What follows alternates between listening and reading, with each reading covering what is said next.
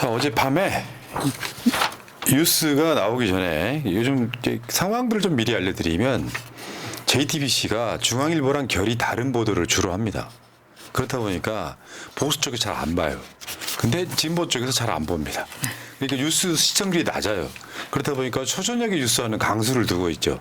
근데 미리 예고가 나왔습니다. 국회에서 나왔던 해병대 수사 외압 사건에 김건희 주가 조작 공범이 끼어 있다, 이 이야기가 나왔었기 때문에 예고까지 나와서 한번 봤습니다. 자, 어쨌건 이 임성근 관련 정황이 하나씩 나오고 있는데 일단 동영상 두 개를 보실 필요가 있어요. 국회 입법청문회 장면입니다. 임성근 님께 짧게 몇 가지 물어보겠습니다. 윤석열 대통령하고 친분이 있습니까, 없습니까? 없습니다. 김건희 여사하고는 친분이 있습니까, 없습니까? 전혀 없습니다. 김건희 여사와 부인과는 어떤 관계입니까? 관계 없습니다. 천공은 잘 알고 있습니까? 모릅니다. 그러면 이렇게 정권 차원에서 임성근 사단장을 지키려고 하는 이유가 없는데 이 점이 전 국민적 미스테리예요.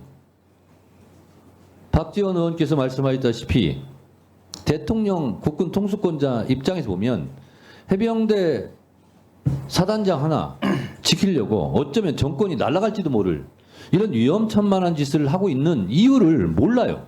궁금해요. 본인도 궁금하죠?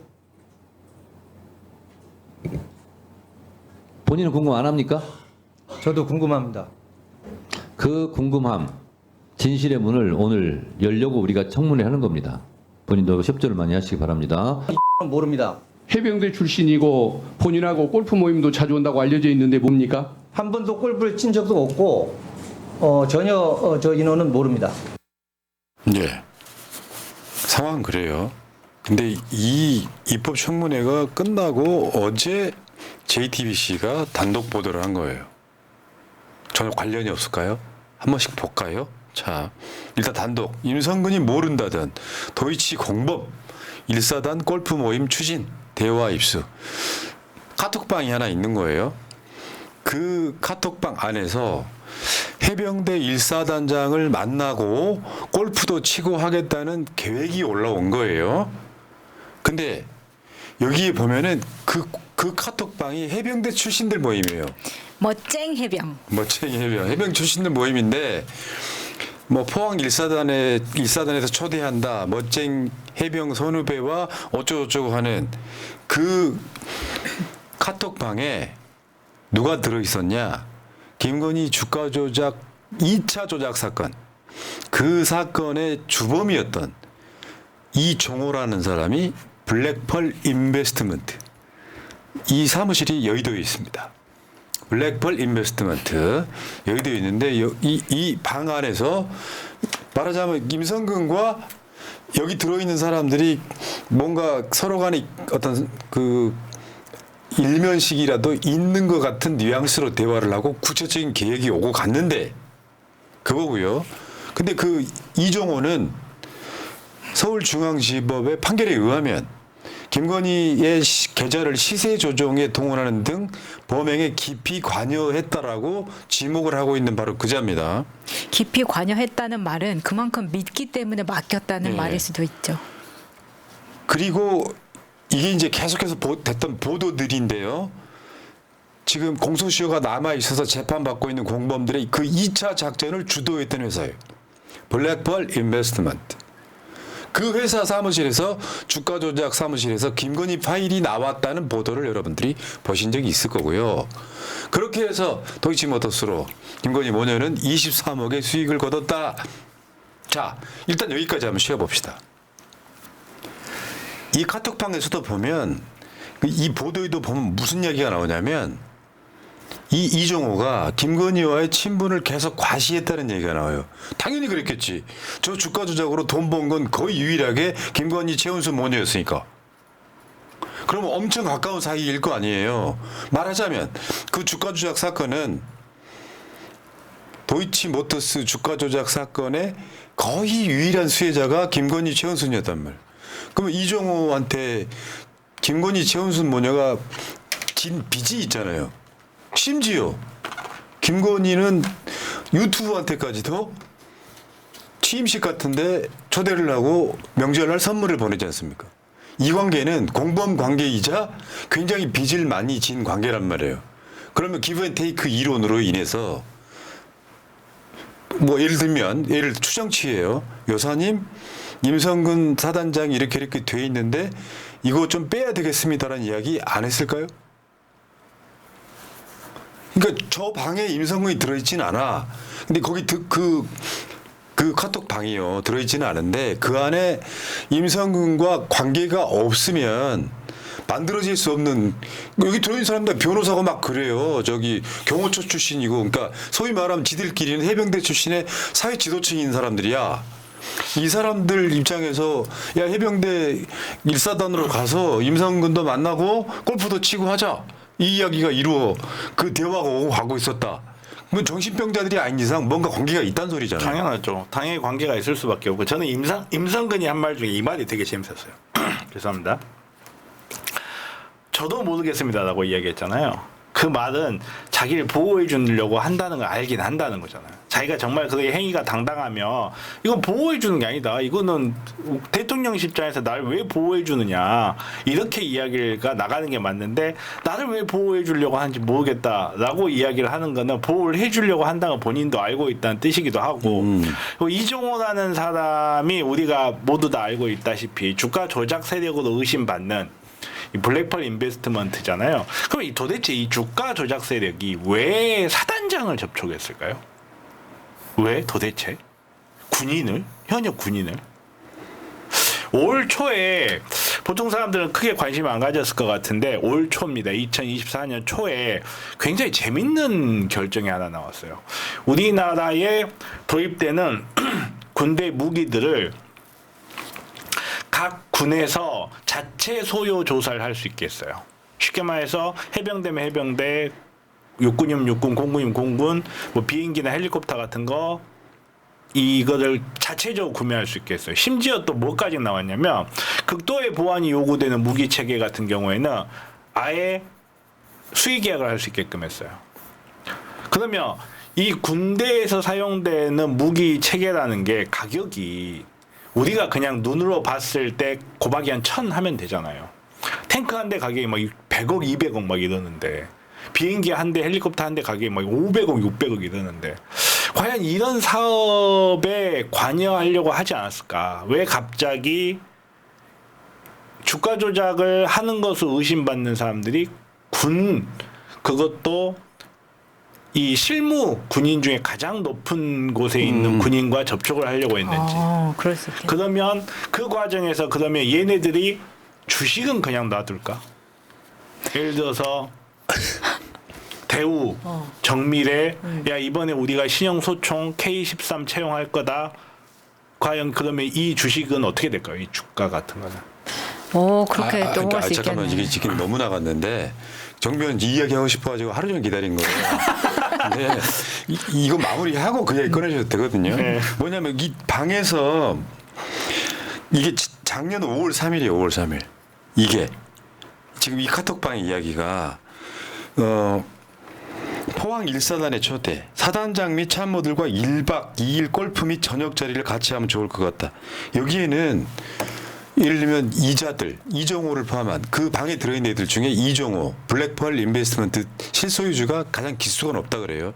여기 안에 들어있는 애들은 해병대 나온 애들이 사회에서 어떻게 해가지고 자기들끼리 해병대 나오셨어요? 몇 기예요? 해가지고 이제 자기들끼리 방을 만든 건데 갑자기 임성근 해병대 1사단장을 만나는 그것도 만나서 1박 2일로 골프 치고 술 먹고 하는 그 일정들이 있었던 겁니다.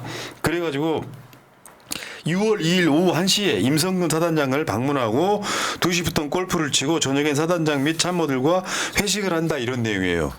근데 정신병자들이 아닌 이상 실제로 임성근을 만날 수 있는 저걸 주도하는 놈은 최소한 그 방 안에 블랙펄 인베스트먼트 이종호도 같이 있었다는 이야기죠.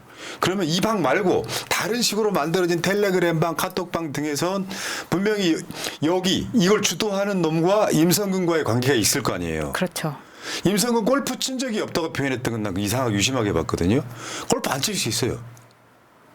왜? 그렇죠. 골프는 안 칠 수 있죠. 내 친구들도 골프 치는 애들이 있거든요. 나는 골프 안 쳐요. 그러면 내가 이 친구들을 만나면 얘들 골프 치는 거 그 시간 동안 난 다른 거 하면 돼요. 그렇죠. 그런 방식으로.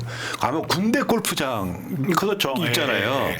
거기를 그냥 부킹 알아서 해주고 만나서 술 먹고 하는 해병대 출신들끼리 뭔가가 만들어지는 거야. 아 근데 여기서 여담으로 열받는 건 뭐냐면 이 새끼들이 사람이 죽었는데 지들끼리는 임성근 구하겠다고 하는 어떤 의혹이 있는 거잖아요.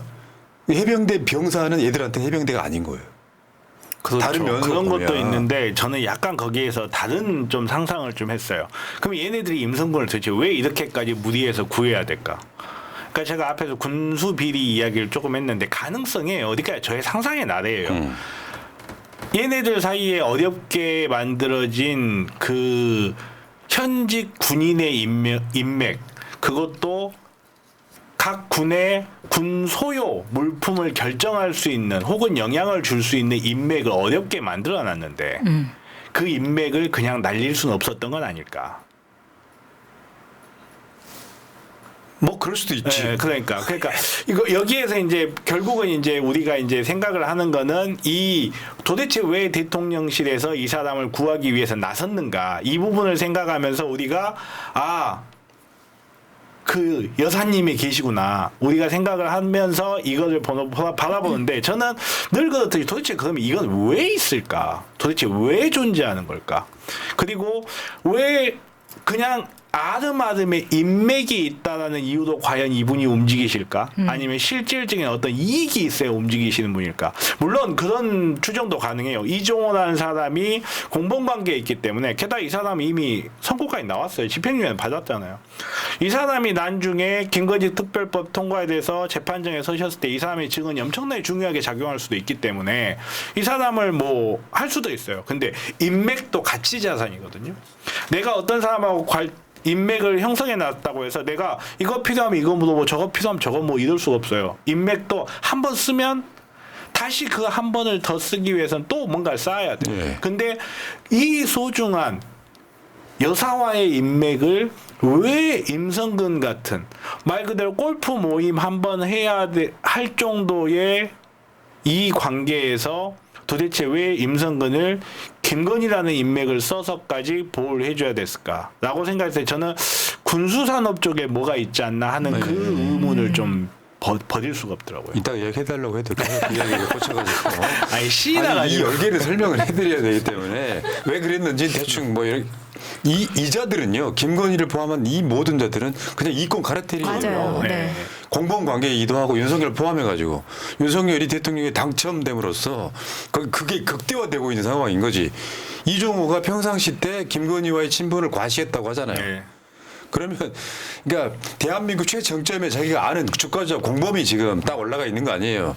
그러면 어쨌건 간에 군수산업 이런 쪽은 추정치인 거고. 그렇죠. 그냥 상황 상상의 관계에서 나래죠. 김건희가 뭔가 여기에 그 주가 조작이라는 이득을 본 적이 있기 때문에 신세를 졌잖아요. 그러니까 이런 차원에서 갚아주는 기브앤테이크가 있는 거라고 보고 어쨌건 임성근 골프 모임 도이치모터스 주가 조작 의혹 이렇게 이 매개체가 하나 나온 거예요. 저 이종호가 돌출하지 않았으면 임성근과 김건희의 지금까지의 의혹은 뭐였냐면 임성근 마누라가 김건희랑 관련돼 있는 로비의 맞아요. 매개가 아니었을 거라고 생각을 해봤는데 저 이종호 김건희 주가 조작 사건의 실소유주가 등장을 한 거기 때문에 굉장히 구체화되는 거고 그 당시 입법청문회 때 저 관계도가 나왔었잖아요. 근데 김건희만 작동을 한 게 아니고 주가 조작 이종호만 작동을 한 게 아니고 고석이라고 저 부승찬 의원한테 졌던 저 출마했던 윤석열하고 동기인 사법연수원 동기인 저 변호사가 또 임성근하고 휴가 중에 만났던 의혹이 있고요. 이번 입법청문회 때 제가 언급이 안 되는 걸 봤는데 뭐가 언급됐어야 되냐면 윤석열이 당시에 휴가를 갔잖아요. 네.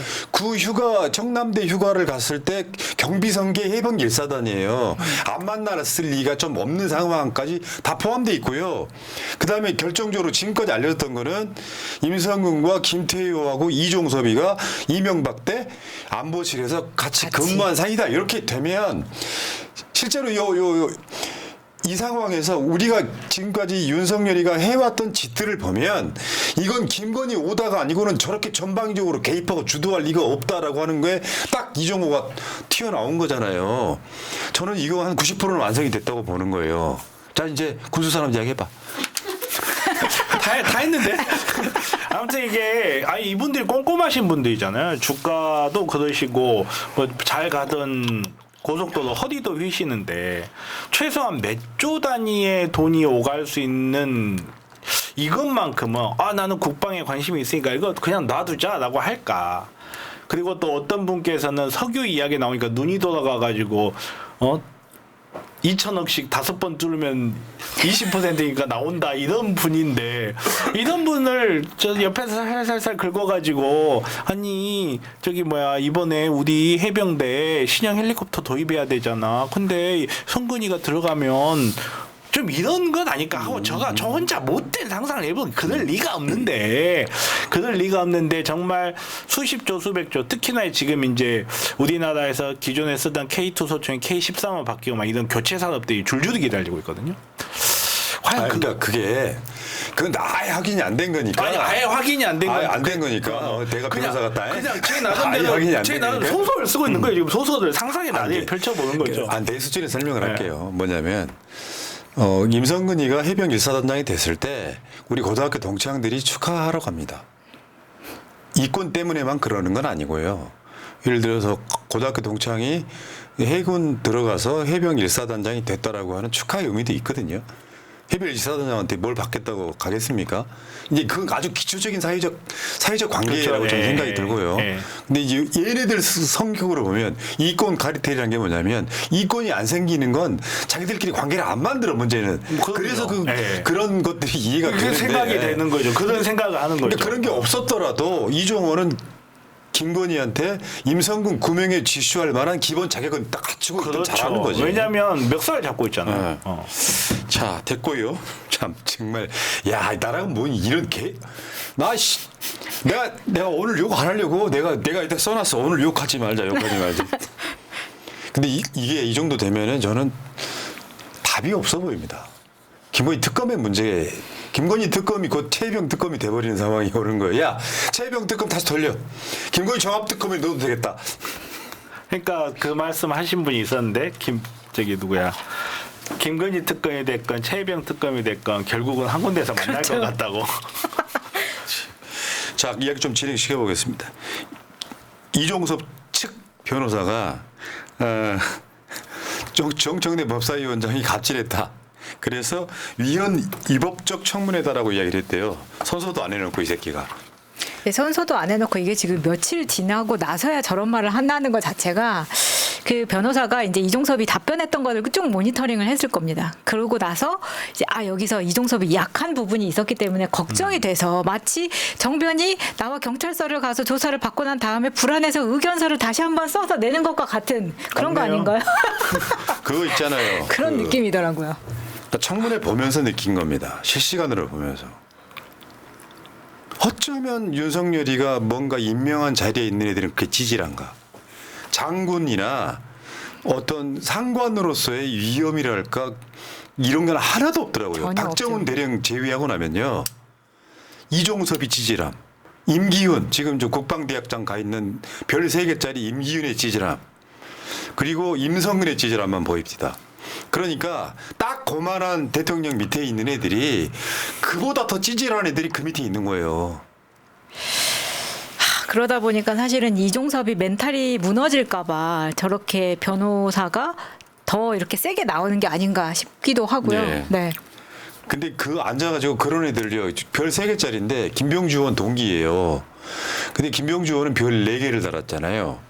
그러니까 국회에 가서 국방장관으로 온 이종섭이 별 3개짜리가 국방장관 된 것도 십수년 만인데요. 얘가 앉아있으니까 김병주한테 기에 눌리는 거예요. 나보다 잘 나갔던, 훨씬 잘 나갔던 동기. 그러니까 김병주 의원이 계속해서 물어보면 이종섭이 답이 좀 쩔쩔매는 상황이 있거든요. 그런 애들이 대한민국 국방을 책임지는 국방부 장관이었다는 거예요. 그러니까 원래 역사적으로 조선의 무능한 왕의 끝판왕이 누구예요? 선조 아닙니까 선조. 선조 아시는지 모르겠는데 원균을 그렇게 좋아합니다. 이순신 시대하고 원래 그런 거예요. 네. 자, 또 진행시켜 볼게요. 지금 어제 그 법사위에서 방송 3법 또는 방통 입법을 통과시킨 거에 대해서 뒷말이 꽤 나옵니다. 자, 방송 3법 법사위 통과의 다수결 표결이 원칙이다. 어제 정청래 위원장의 역사적 명언이 하나 나왔죠. 이견 있으십니까? 있다고 손을 들어. 이견 있으므로 표결로 하겠습니다. 당연한 거잖아. 당연한 거죠. 네. 근데 여기 이제 국민의힘이 날치기 겁박한 정청래 법사위원장 윤리위 최소할 것이다 이렇게 얘기를 합니다. 어디서 날치기가 있었죠? 살다 표결로 결정하겠다는데 날치기라고 하는 애들 얘들밖에 없고 그렇게 따지면 대한민국 최대의 날치기는 대선이야 대선. 자, 그러니까 정청래 위원장 바로 답합니다. 한 번 안 지져. 우리가 바라는 모습이라는 거예요. 나도 국민의힘 국회의원들을 국회 윤리위에 제소하겠다. 이렇게 가면 되는 거예요. 윤리위 취소할 건수가 됩니까? 제가 오늘의 주제일 수도 있는 문장 한 말씀만 드릴게요. 국민의힘이 현재 국회에서 할 수 있는 건 단 한 가지도 없습니다. 없죠. 아무것도 없죠. 그다음에 이것도 있었죠. 아까 말씀드렸던 국회의 의사 결정은 헌법에서 정한 대로 다수결 표결이 원칙이다. 이 다수결 원칙 때문에 총선에서 한 석이라도 더 얻으려고 총선에서 치열한 경쟁하는 거다. 민주당이 압승을 했으면 민주당이 다수 의석으로 국회를 주도해 가는 건 당연한 겁니다. 그러다 보니까 헌법의 원칙도 아니고 자연법의 원칙이에요. 그러니까 우리 법률 헌법 교과서에 보면 나와요. 헌법적 한계 해가지고 헌법에 정해져 있는 것 중에서도 헌법적 한계가 있기 때문에 뭐 어떻게 할 수가 없다 이런 것들이 있는데 다수결은 그냥 자연법이에요. 빛의 속도는 30만 킬로다 써놓은 거랑 똑같은 거예요. 이걸 어떻게 뒤집을 그렇지. 수가 있냐고요. 너무 그냥 당당하기 때문에 오늘 모든 언론에서 제기하는 것들에 대해서 계속 반박을 하다 보니까 오늘 페이스북에 글을 여러 개를 올리시거든요. 네. 전부 반박합니다. 다 소개는 못 해드리고요. 네. 그러다 보니까 위원장님 죄송합니다. 네. 법사위에서의 분위기도 지금 서 있는 두 명이 국민의힘 두 명이잖아요. 우리 쪽 야당 측은 아무도 안 나와 있어. 너무 여유로운 거예요. 저쪽은 일어서가지고 막 난리를 칩니다. 공부 좀 하세요. 내가 공부를 더 잘했을 것 같은데. 아니 나 진짜 나 그거 너무 아 진짜. 야, 유상범 아니 막 진짜. 온 몸이 막 걷고. 저요 옆모습 보이는 대가리 두 개 중에 뒷대가리가 유상범이에요. 어쩌고 이거 근데 넘어가시고요. 진짜 이게 무서운 말이에요. 여러분들 잘 못 느끼실 수 있는데, 그러니까 제 자랑일 수도 있는데 워낙 이런 사람들이 주변에 많잖아요. 그러니까 정말 이런 사람들이 내가 옛날에 너보다 공부 잘했으니까 너 말은 다 틀리고 내 말은 다 맞아 이렇게 생각하는 사람들이 겁나게 많은데 그 겁나게 많은 것 중에 가장 절대 압도적 다수가 어디에 있는지 아세요? 사법부요. 아니 어제도 그 이야기 했어요. 서울대 나온 윤석열이를 봐라. 그러니까요. 대한민국 국민 중에 순위를 매기면 5천만 등 할 자가 대통령하고 자빠졌는데 어쨌든 이거는 뭐 중요한 이야기가 아니고요. 앞으로 아까 제가 말씀드린 것처럼 국민의힘이 국회에서 할 수 있는 건 단 한 가지도 없습니다. 지들끼리 TF 만들고 이러는 건 법적인 효력이 없잖아요. 근데 국민의힘이 들어오고 나서 아직 상임위원장도 안 뽑혔습니다. 국회 일정이 지금 이제 오늘 합의를 봤는데 문제는 이거예요. 정청래 위원장이 공언한 게 이겁니다. 국회법 제 145조 회의의 질서 유지 읽어주세요. 1번 의원이 본회의 또는 회의장에서 국회 규칙을 어기고 질서를 어지럽혔을 때 경고나 제지할 수 있다. 2. 1항의 조치를 따르지 아니하는 의원에 대해서는 위원장이 발언을 금지하거나 퇴장시킬 수 있다. 그래서 퇴장시킨 거죠. 정청래 위원장 이거 하겠다는 겁니다. 법대로 하면 돼요. 관례가 그러니까 법이 관례를 이길 수는 있지만 관례가 법을 이길 수는 없다. 이것도 정청래 위원장의 명언집에 있습니다. 그 질서유지권 가장 유명한 네. 게 그거죠. 노무현 대통령님 탄핵 때. 그때 당시에 의장이 질서유지권을 동원해서 안에 있는 국회의원들 끌어내잖아요. 비슷한 거예요. 물론 이제 국회의장이 갖고 있는 권한과 이 저기 뭐지 위원 차원에서 갖고 있는 권한 크기가 다르지만 똑같은 거예요. 그거 발동할 수 있는 겁니다. 얼마든지. 예. 자, 상황이 이렇습니다. 여러분들 좀 짜증도 나시겠지만 국민의힘 들어와가지고 법대로 하면 되는 거고요. 그리고 상임위원장이 국민의힘이라도 민주당이나 야당 의석이 훨씬 많습니다. 발언을 해도 훨씬 많은 양의 발언이 야당 쪽에 있습니다. 그래서 이제 얘네들이 지금 할 수 있는 한계에 결국에는 할 수 있는 게 어그로 끄는 거, 방해하는 거, 생떼 쓰는 거, 땡깡 넣는 거 이것밖에 없더라. 그거는 여러분들 감안하셔야 되고요. 많은 분들이 왜 그래서 국민의힘을 국회에 들어오겠냐? 안 들어오게 할 수는 없습니다. 예. 자 여기까지